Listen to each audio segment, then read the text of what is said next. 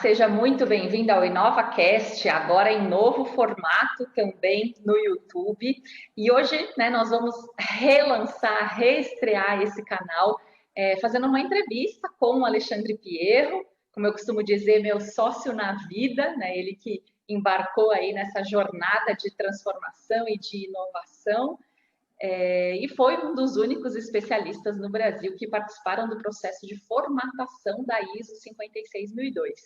Então, eu quero primeiramente dar boas-vindas e pedir que você se apresente, Alexandre.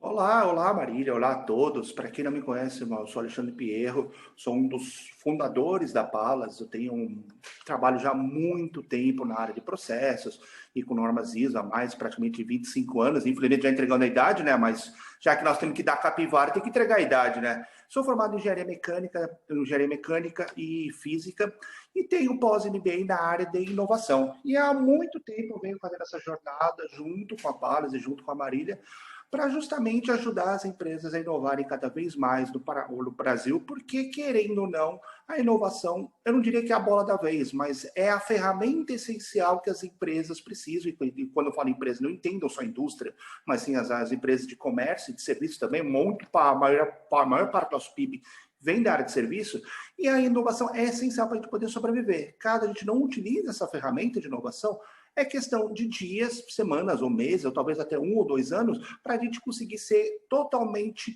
devorado pelo mercado internacional, que por conta da globalização cada vez se torna um mercado menor. É isso aí. Né, Marília? É isso mesmo. Bom, então antes de a gente falar especificamente sobre a ISO 56002, que é o assunto do momento, é o que está despertando aí a curiosidade de todo mundo, eu queria que você contasse aí para as pessoas o que é a ISO, porque a grande maioria, quando a gente fala em norma ISO, certificação ISO, as pessoas automaticamente se lembram da ISO 9001, que é a ISO de gestão da qualidade. Então eu queria que você explicasse, para o público, o que é a ISO? A ISO é uma organização sem fins lucrativos que nasceu em 1947, ou seja, ela já está um bom tempinho aí, para mais de 75 anos ela já está aí no mercado. E qual a ideia daí? Se a gente pensar, voltar lá para o final da década de 40, o mundo estava devastado. Você tinha as empresas europeias totalmente destruídas, principalmente Alemanha, Itália, Inglaterra e França totalmente destruídas. Boa parte da Rússia, que a Rússia eu botaria um país que fica metade da Ásia, um pé na Ásia e um pé na Europa, também totalmente devastado pela guerra junto com a Alemanha. E do outro lado do Pacífico, toda a parte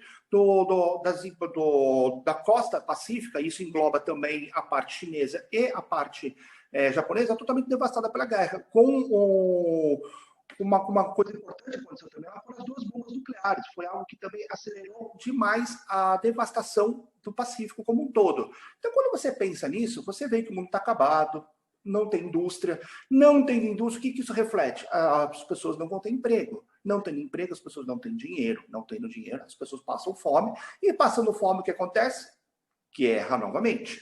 Então foi nesse contexto que, depois do julgamento de Nuremberg, que foi em 1946, nasceram 2 grandes pilares, não diria pilar, mas 2 grandes organizações mundiais. Uma que é muito conhecida até hoje e é muito falada, que é a ONU. A ONU nasceu com a diretriz de conseguir fazer com que os países, antes de entrar em guerra, tivessem um local diplomático onde todo mundo tivesse voz para poder ser ouvido e, caso tivesse algum problema burocrático, algum problema entre os países, eles levar isso primeiro para a mesa de negociação antes de partir para a guerra. Então a ONU nasce nesse contexto. Só que também no mesmo bairro, também em Genebra, na Suíça, nasceu outra organização que muitas poucas pessoas acabam sabendo da história dela, do DNA dela, que é a ISO. A ISO foi fundada por 26 países, entre eles o Brasil também ajudou, e pegaram-se com a ideia de tentar reconstruir toda a indústria do mundo. Então pegaram as boas práticas militares, na época que até então eram as únicas boas práticas que tinham dos países vencedores, entendo os países vencedores, Canadá, Estados Unidos e Inglaterra, e começaram a formatar um monte de normas, um monte de padrões para ajudar a reerguer as empresas. E essa foi a tocada da ISO, basicamente até meados da década de 80. Porém, final da década de 70, começou a haver uma grande questão. Começou a entender que o mundo estava começando a ficar menor. E quando eu digo menor, ou seja, os países começavam a se comunicar de uma forma diferente, começavam a fazer trocas de compras e exportação e importação de uma forma diferente, ou seja, foi o nascimento do que nós chamamos hoje de globalização.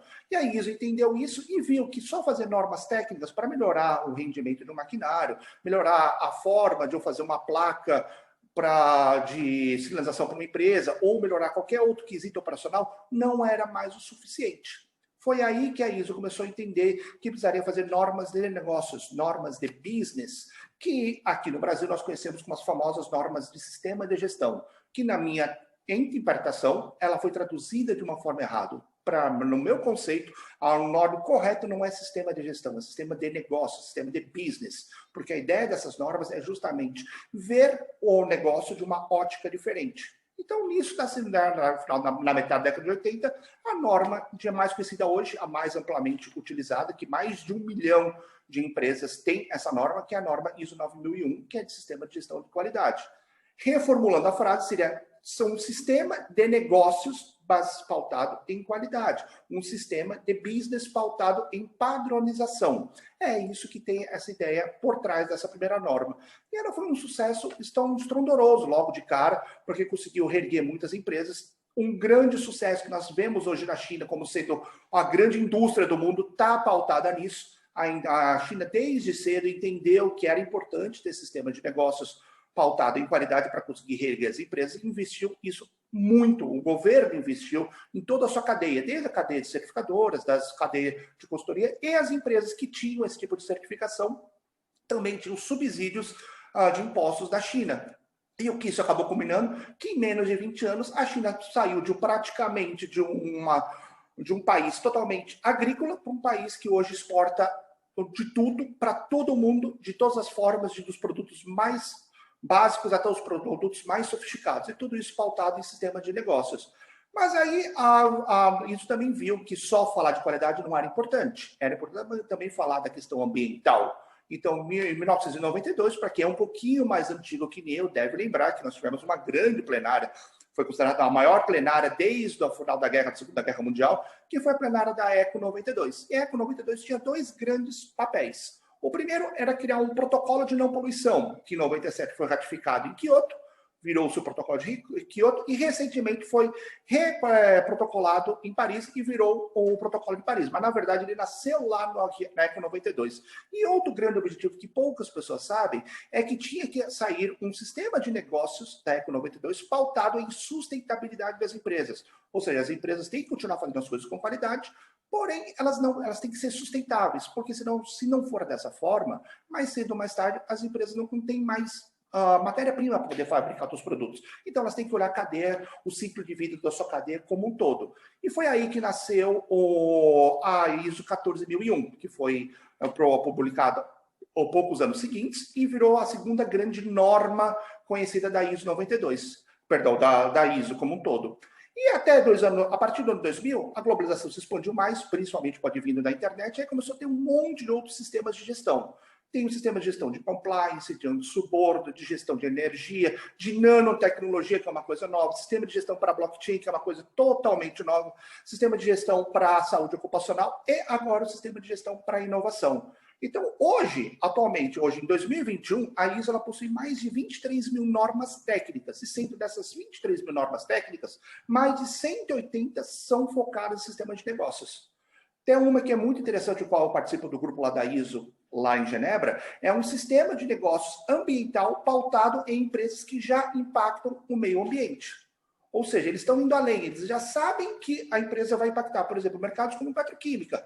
Dificilmente eu não vou conseguir impactar o meio ambiente. Mas como é que eu faço para reduzir isso? A ISO 14001 não é suficiente para isso. Então, já tem normas mais avançadas para falar, se eu impactar, o que eu faço? Sistemas de gestão para emissão de carbono zero, que é uma coisa que está sendo muito usada na Europa, principalmente na França e na Alemanha. Então, aí a variedade é muito grande.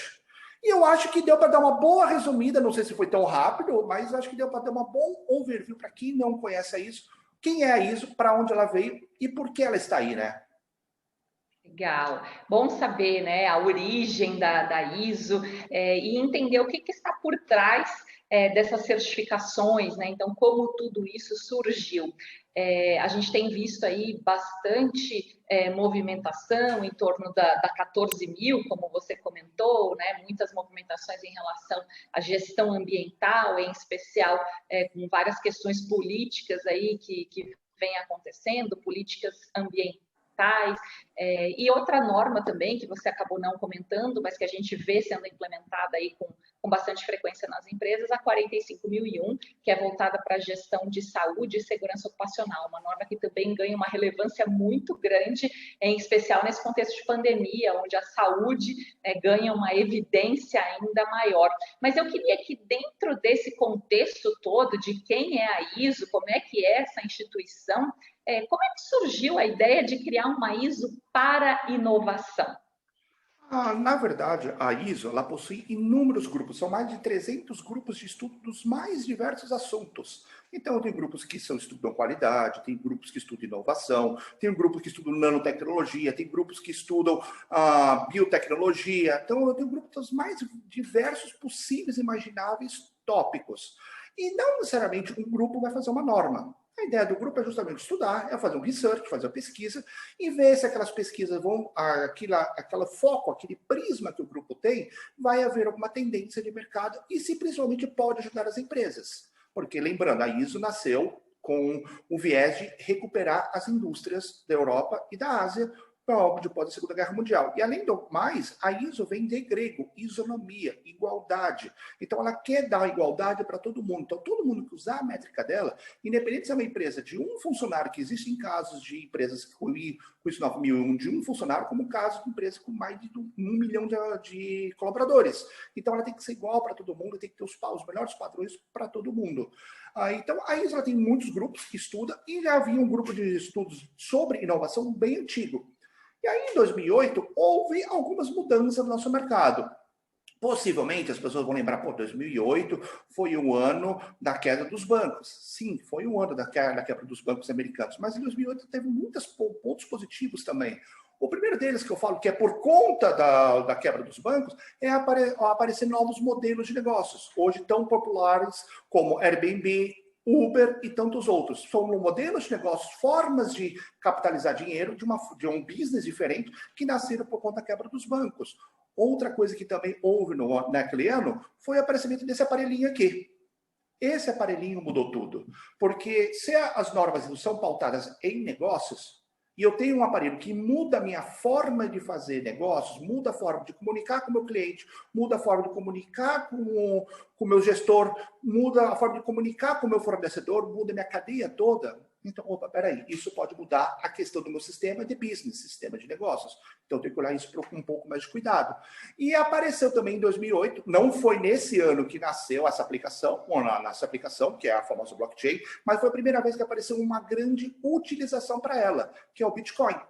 No Bitcoin é uma das inúmeras aplicações que o blockchain tem. E ele apareceu em 2008. Foi aí que a ISO viu, falou, poxa, saiu um aparelhinho que muda a forma como fala o meu cliente. E apareceu uma outra forma de modelos de negócios, que são os Airbnbs, os Ubers da vida. E também apareceu uma nova forma de trocar dinheiro. Ou seja, eu não preciso mais do intermediário. Eu quero pagar a Marília, eu vou lá pelo meu próprio celular, pago a Marília através de bitcoins ou de qualquer outra criptomoeda. Eu não preciso ter um intermediário no meio. Então, isso muda tudo.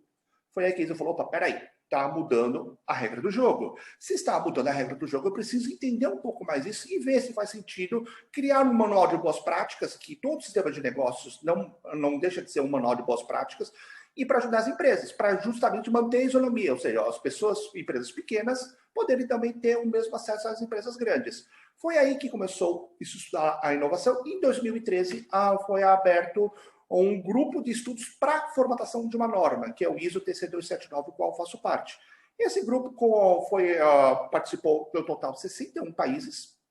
Países participaram de maneira mais assídua, outros um pouco menos, outros só como observadores. O Brasil foi uma das grandes lideranças que teve nesse grupo, junto com países da União Europeia, Estados Unidos, Canadá, Austrália, Rússia, China e Japão. Ou seja, você tem uma multipolarização de várias culturas que já começam a trazer alguns inputs, e a ISO foi começar a ver o que se falava de inovação em cada um desses países, cada um desses 61 países, e descobriu algumas padronizações, algumas coisas que davam certo na Rússia também davam certo nos Estados Unidos, que também davam certo no Brasil, que também davam certo na Austrália. E foi nessas questões de padronização, de padrões, que eles começaram a formatar essa norma, que de 2013 a praticamente 2016 a 2015 foi feito os drafts nós chamamos de rascunhos, e você aí tem várias plenárias que são participantes desses rascunhos para ver se vai seguir, se não vai seguir, e até que em 2018 ela foi para a votação final e em 2019 ela foi publicada. Só que no meio desse caminho era para ser uma norma única, era para ser um padrão único, era para ser um único modelo de negócios. Tanto que a norma ela nasceu com o número 50.501, ou seja, era uma norma de requisitos. Daqui a pouco eu vou entrar com a diferença de diretrizes de requisitos, mas era uma norma de requisitos pautada em uma coisa só. Só que ao longo do processo a ISO falou, opa, peraí, só falar de modelo de negócio de inovação não é suficiente. Eu também tenho que falar de propriedade intelectual, gestão de ideias, indicadores para inovação, que não é igual ao indicador da indústria. A indústria é muito fácil, produtos bons versus produtos ruins, reclamação do cliente versus satisfação do cliente. Então é mais fácil fazer isso na indústria. A inovação já não é tão simples. Então eles se viram e falaram, poxa, vamos dar um passo atrás e criar uma família de normas para inovação. Foi aí que nasceu a família de normas 56.000, que ela tem uma numeração específica para essa família. Hoje são um total de 8 normas que compõem ela. E a norma hoje, que digamos assim, que amarra todo mundo, que faz o link tanto das normas de gestão de propriedade intelectual, de gestão estratégica, de assessment, a norma que faz a gestão de ideias, amarra tudo isso, é a norma 56.002, que é a norma de sistema de gestão para inovação, que atualmente é uma norma de diretrizes, não é uma norma de requisitos. E qual a diferença entre as duas? Basicamente a norma de requisitos, você chama uma empresa de fora, para depois que você implementou, ela vai acreditar, ela vai ver se é tudo aquilo que foi feito está ok, se está conforme, se não está conforme, se tem alguma oportunidade de melhoria. Se tem, ótimo, você ganha digamos assim, um selo chamado acreditação, e esse selo é rastreado até Genebra, na ISO, na verdade, na IAF. Então, e além aqui no Brasil, quem representa a IAF é o Inmetro. Então, o Inmetro vai lá e também participa do processo, certificando a empresa que certificou a empresa que quer 56.000, que é uma norma, de, por exemplo, de qualidade, 9.001. A norma de diretriz, ela funciona muito basicamente igual. Só que, em vez de estar nas normas, ela tem algumas sugestões e ela não tem que atender todas elas. Uma norma de requisitos, então, ela é muito mais, eu não diria burocrática, mas é muito mais engessada. A norma de requisitos, a norma de diretriz já não. Tem coisas que podem fazer sentido para mim que eu vou implementar, coisas que não podem fazer sentido, que talvez eu não implemente. Eu justifico e falo, isso aqui não faz sentido para minha empresa, vida que segue. Então, basicamente, essa é a grande diferença. Só que a norma de diretriz, ela pode ser sim também certificada. Você pode trazer uma empresa de fora que atesta a conformidade, então ela te dá um atestado de conformidade para essa norma, e uma vez conseguindo atestado de conformidade, o processo acaba por aí. Ele não é rastreado até a ISO, não é rastreado até o IAF, e nenhum órgão, como por exemplo o Inmetro, aqui, que representa o Brasil, participa desse processo. Então é um processo que você apenas traz alguém de fora para validar se tudo aquilo foi feito de maneira correta, e se não foi feito de maneira correta, vida que segue, e bora emitir nota fiscal, porque como é uma norma de sistema de gestão, todo sistema de gestão tem pautado trazer recursos para a empresa. E isso também não é diferente da inovação. Não adianta eu ter as ideias mais interessantes do mundo se não são nada viáveis. Por exemplo, eu quero muito conhecer Marte. Olha que legal. Tem dinheiro para isso? Eu tenho. Sou milionário, consigo ir para Marte. Tem tecnologia para isso? Não, não tem. Tem alguma empresa que faz essa tecnologia? Não, não tem. Então, isso, para efeitos da ISO, não é prático. Isso não é prático. Não é inovação. Eu posso fazer invenções, são algo que não tem valor comercial, para aí sim, um dia essa invenção virar algo comercial, e uma vez que virou algo comercial, a ISO entende que isso é uma inovação. Então é mais ou menos nesse contexto que nasce a ISO de inovação, justamente para ajudar as empresas a se reestruturarem com base em inovação. Como foi feito na década de 80, as empresas também se reestruturaram com base na padronização da qualidade. E agora nós, digamos assim, nós estamos dando um upgrade na qualidade e trazendo a inovação para dentro das empresas, justamente para elas poderem estar aptas a competir nesse mundo que nós temos cada vez um mundo mais volátil, um mundo que tem mais tecnologias e principalmente um mundo que vai ser pautado muito a partir de agora na indústria 4.0 e nós temos o grande leilão do 5G, se tudo der certo ainda esse ano, que vai mudar muito a forma das empresas se interagirem entre si, né? Muito legal. E é bom a gente ver, né, o quanto o mundo está mudando e a ISO, né, enquanto organização ali, enquanto entidade, ela vem entendendo esse contexto e buscando se antecipar. Inclusive, essa relação aí sempre muito polêmica, que sempre gera muitas dúvidas. É uma norma de diretrizes, não é uma norma de requisitos. É bem interessante a gente observar que a própria ISO foi muito coerente, né? Porque a gente diz no universo da inovação que é preciso testar, é preciso experimentar. Então, o que a ISO fez ao lançar uma norma de diretrizes foi exatamente isso. Então, vamos testar, a gente já entendeu que inovação, embora haja padrões, não existe uma receita de bolo, então não necessariamente o que funciona em uma empresa vai funcionar na outra. Então a gente lança uma norma de diretrizes como boas práticas e vai testando isso para depois, num segundo momento, torná-la uma norma de requisitos, tendo aí sim, no caso do Brasil, a chancela do Inmetro. Agora, Alexandre, uma coisa que as pessoas sempre têm curiosidade, querem saber, são os bastidores desse comitê, né? Então você ali, como um dos únicos brasileiros que participou do ISO TC 279, que é o comitê que preparou, né, que formatou essa norma, né? Como é que foi levar essa bandeira aí brasileira para esse processo de formatação dessa norma e tendo, inclusive, o Brasil ficado entre as 3 primeiras certificações no mundo, a primeira na América Latina. Conta para gente aí esses bastidores, como é que foram os pormenores ali desse processo de formatação, que foi bastante longo, que teve muitas idas e vindas, muitas conversas, reuniões muito longas, né? Então, conta aí para gente como é que foi todo esse processo. A ISO, o grupo 279, na verdade, você tem reuniões periódicas no grupo 279, que são chamadas plenárias, mas para eles ouvirem todos os países, cada país tem um grupo membro que faz parte, que tem um link com a ISO, que esse grupo do país é ouvido e todas as discussões desse país são levadas lá para fora. Além disso, você tem as plenárias que ficam lá fora, que as pessoas podem participar, e você já participa direto com a ISO. No caso, aqui no Brasil, tem o grupo da ABNT 130, que é o grupo de projetos de gestão de inovação, o qual encabeçou esse projeto com a ISO, e basicamente foram inúmeras reuniões que houve entre o grupo brasileiro, onde vários participantes de várias sociedades, você tem pessoas que participaram aqui no Brasil, que são da área acadêmica, pessoas que de outros países que participaram via o grupo do Brasil, lembrando que o Brasil ele tem um acordo muito interessante com Portugal, então muitos dos grupos de Portugal, muitas pessoas que moram em Portugal participaram do grupo brasileiro, representando o Brasil, mas apesar de ser portugueses, então tem uma mescla muito interessante. E cada reunião são reuniões muito demoradas que você consegue analisar os pormenores, inclusive definições. Eu tive uma reunião que eu nunca esqueço, que demorou 8 horas a reunião apenas para você ter a definição do que era inovação.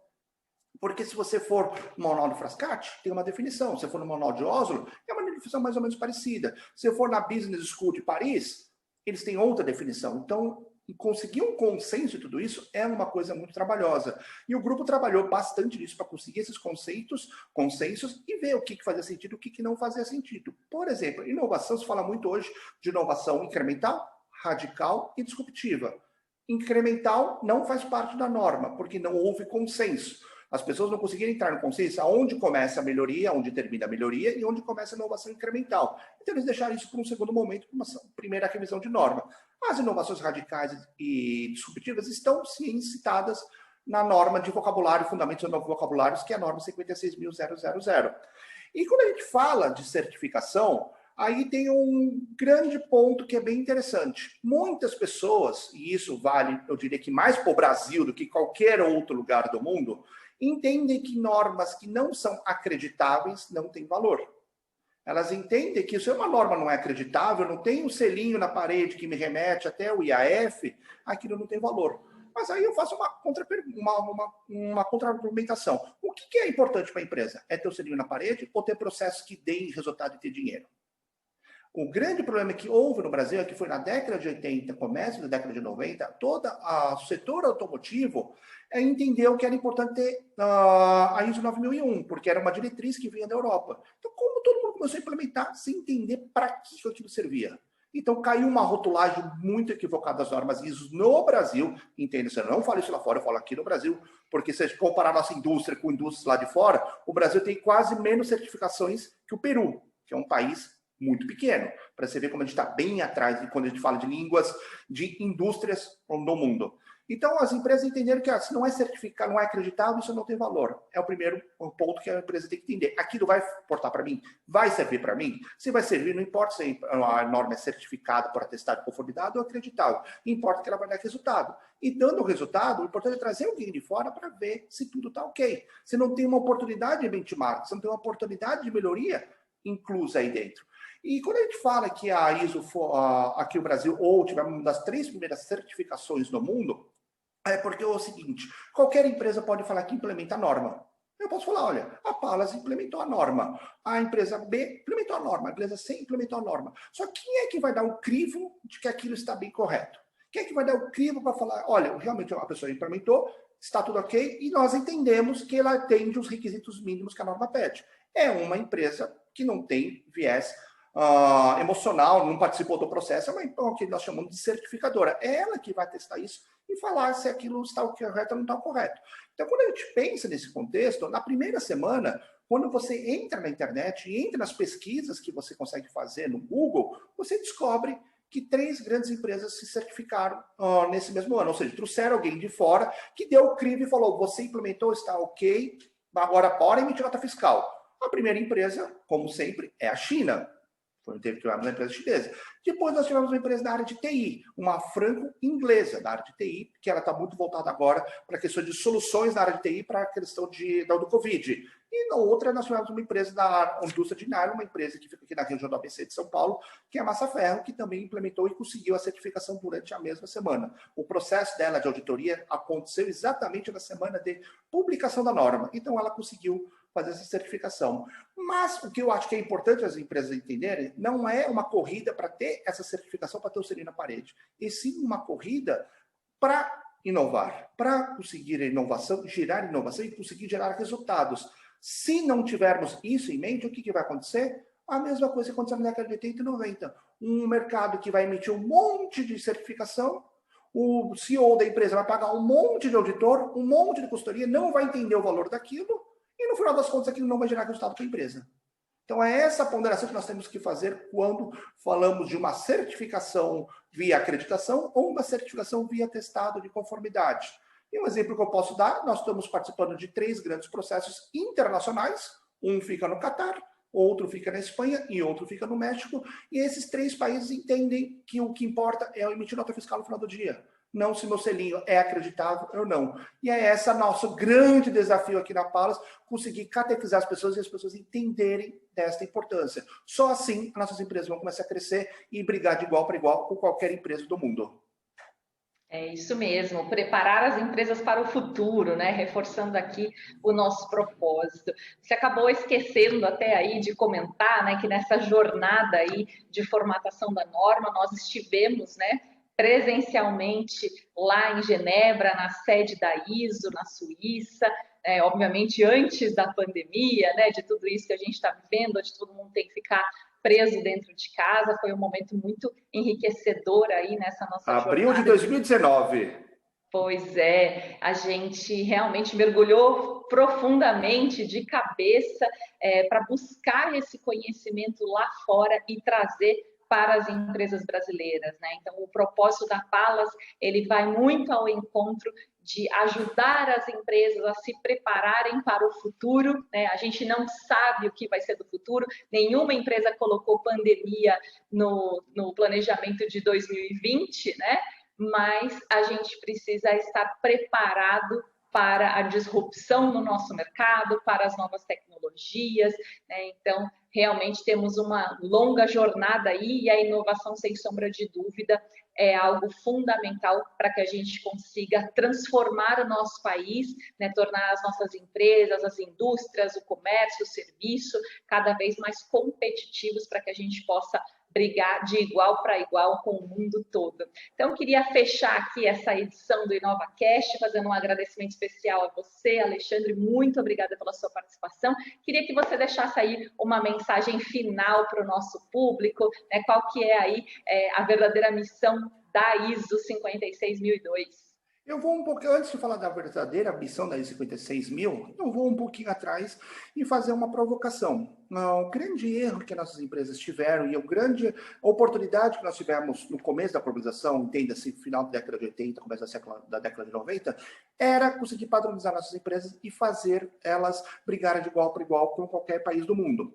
Só que o que aconteceu? Infelizmente, a nossa sociedade como um todo foi para o caminho mais curto. Se meu fornecedor tiver, eu vou fazer. Se meu cliente tiver, eu vou fazer. E ainda é possível, se eu puder copiar dele, melhor ainda, porque eu encurto o caminho e encurto o dinheiro. O que isso resultou?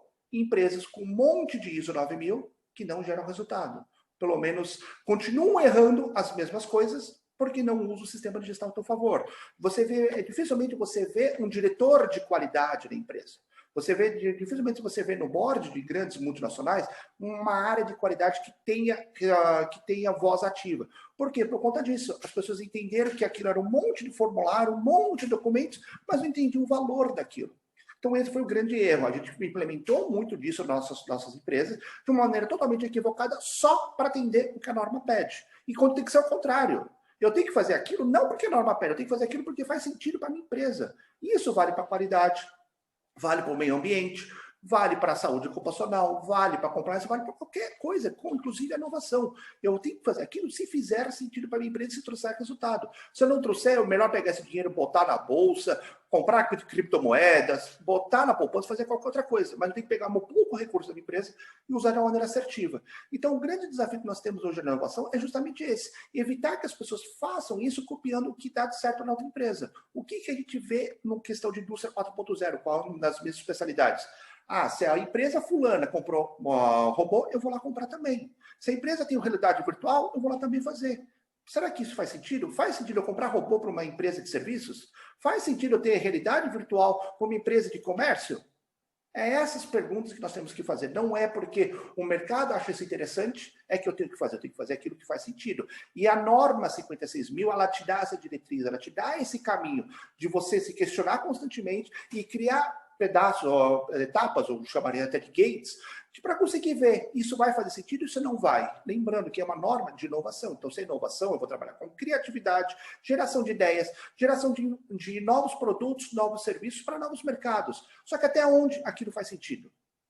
É essa ponderação que a norma traz para a empresa. E é uma ponderação estratégica. Ela não pode ser tratada do plano operacional nem no tático. Ela tem que ser tratada na estratégia, porque a inovação como qualidade, como qualquer outro parâmetro, ela é pautada na estratégia, sabendo meus objetivos, para onde eu quero ir e como eu vou chegar. Se for para tratar apenas em questão de documental para falar que eu tenho selo, infelizmente isso não vai gerar resultado. E não gerando resultado, eu não emito nota fiscal e não vou ao encontro de um dos grandes pilares da norma 56.000, que é a realização de valor.